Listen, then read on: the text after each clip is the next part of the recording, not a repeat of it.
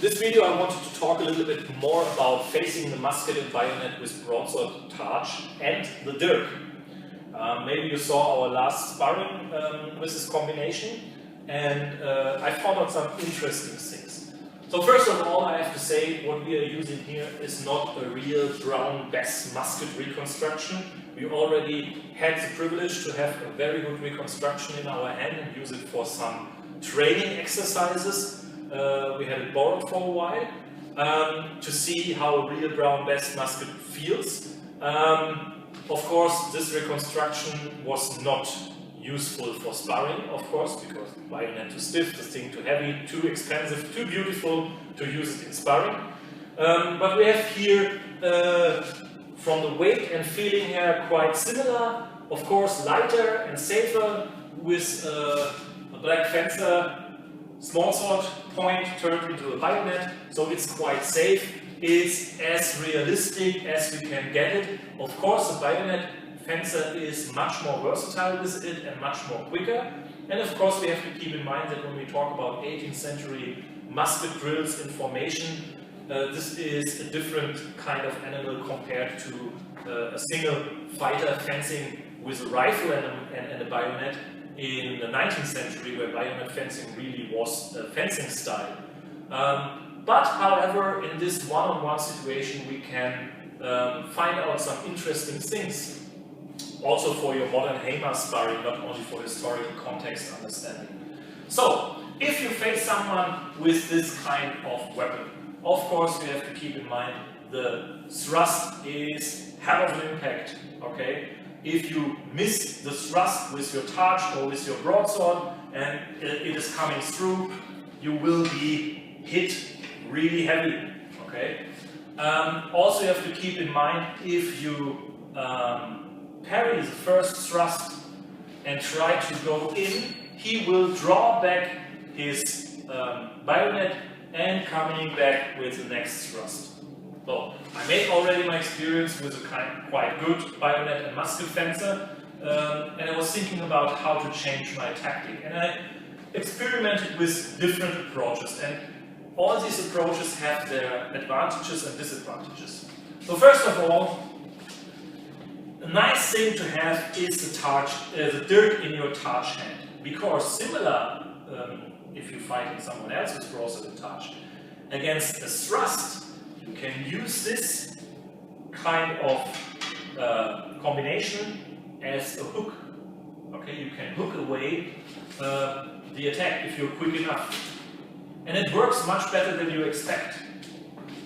And if you combine this with footwork, then you are quite safe. Of course, you can first try to parry with your targe, with the rim of your targe.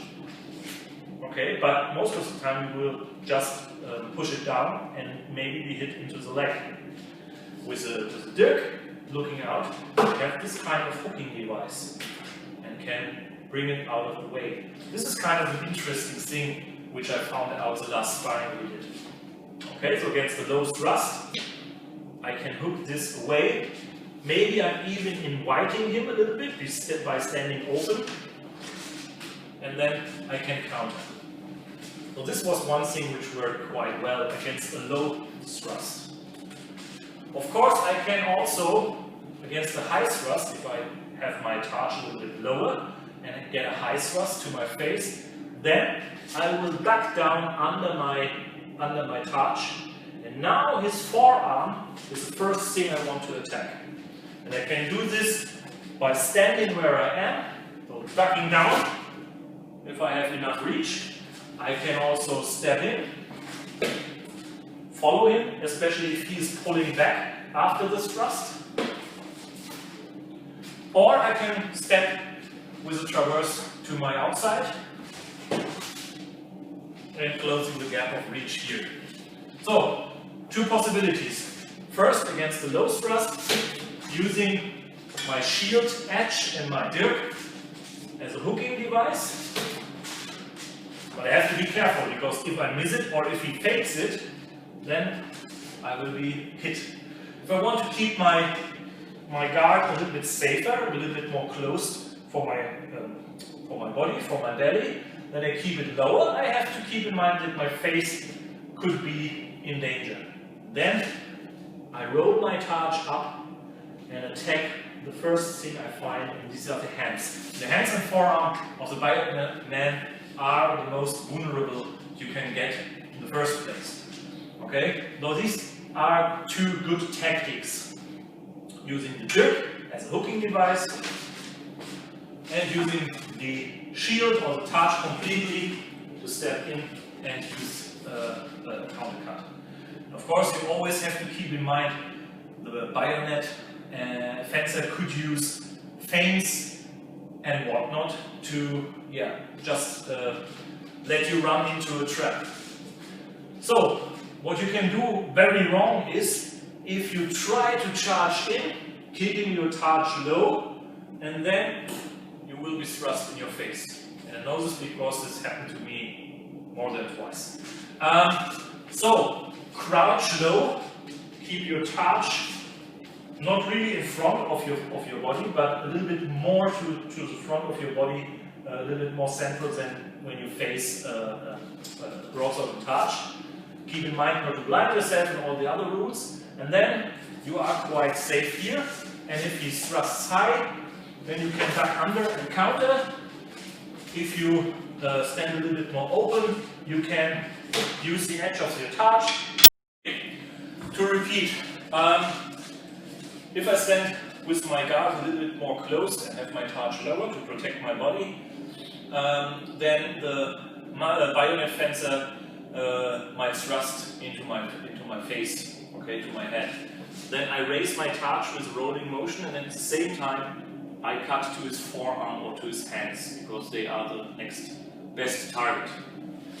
The other thing was, when I stand a little bit more open, I can use the edge of my targe and with the help of the dirk hook away the thrust to my body. And then move forward at the same time. I can also go a little bit to my inside with the traverse to get away from here. Another possibility is to use the sword to parry.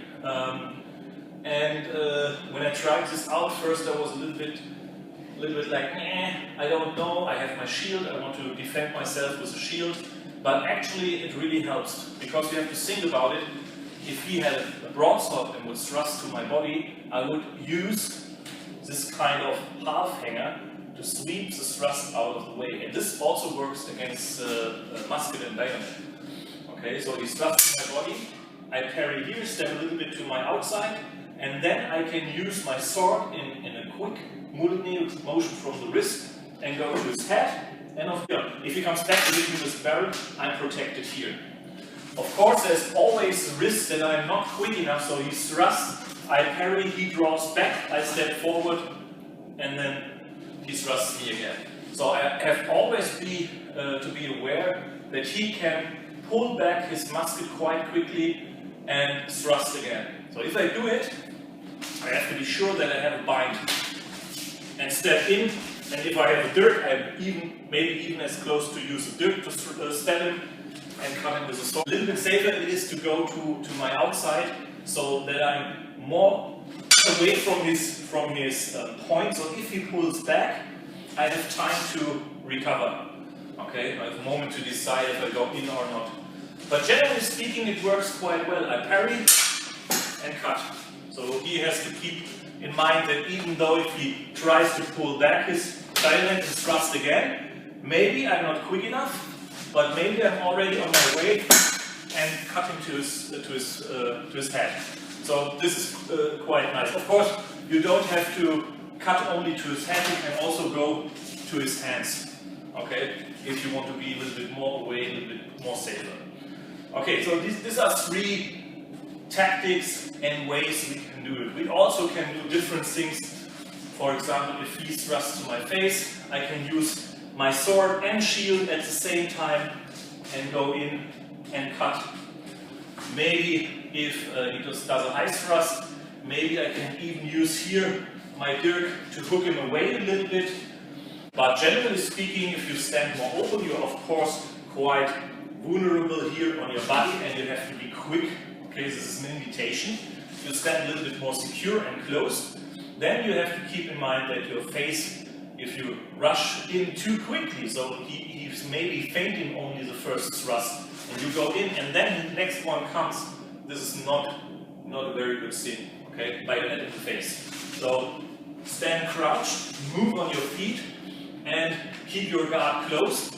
Maybe invite him as an opening, and then he will go for it, and you can use one of these techniques. Or you stand close, keep your head protected, and as soon as he thrusts to your face, you go in.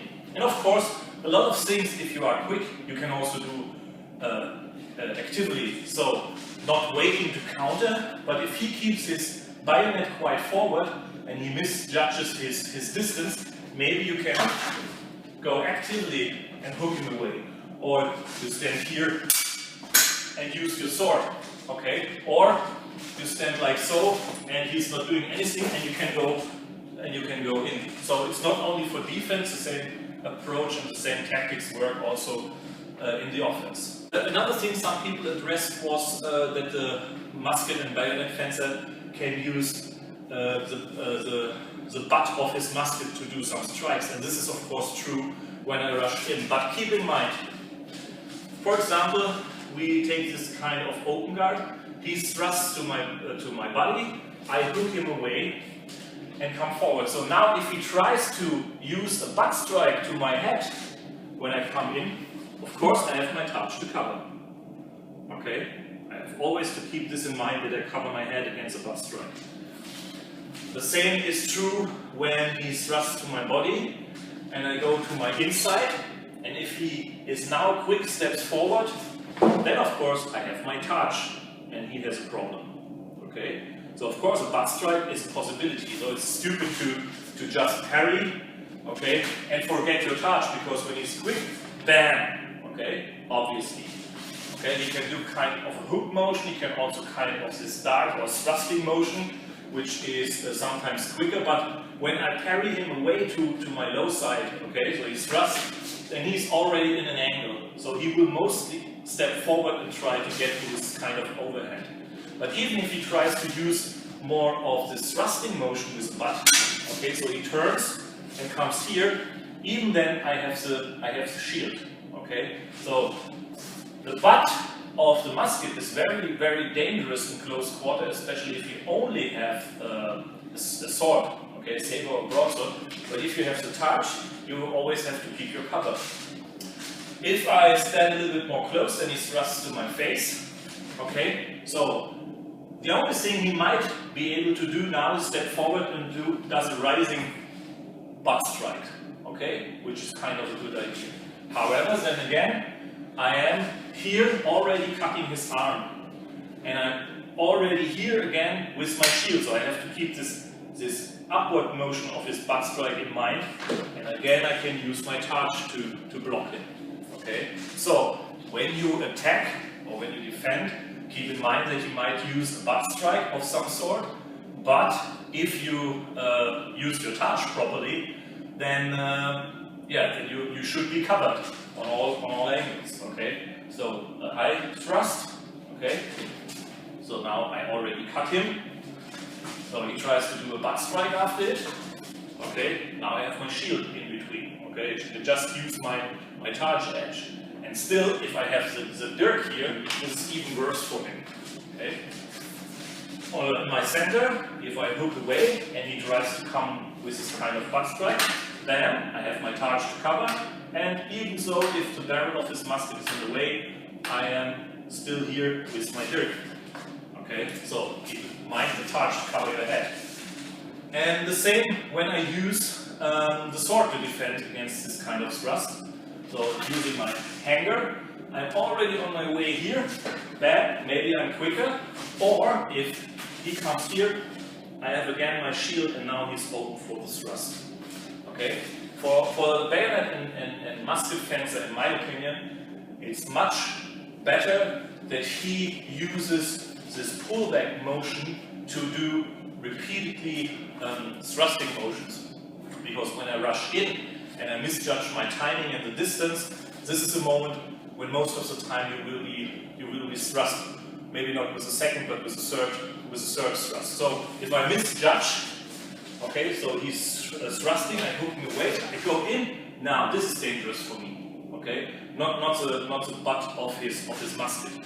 Okay, the same here. He thrusts, pulls back. This is dangerous for me. Or the same on the high line. I misjudge my distance. Come forward. This is dangerous. Okay. So of course, butt strikes, you have to keep them in mind. But because of the Targe, I think they are not the best tactic the Musket and Bayonet fencer might have. And also, if you use the Targe according to how it is meant to be used, then you are quite safe.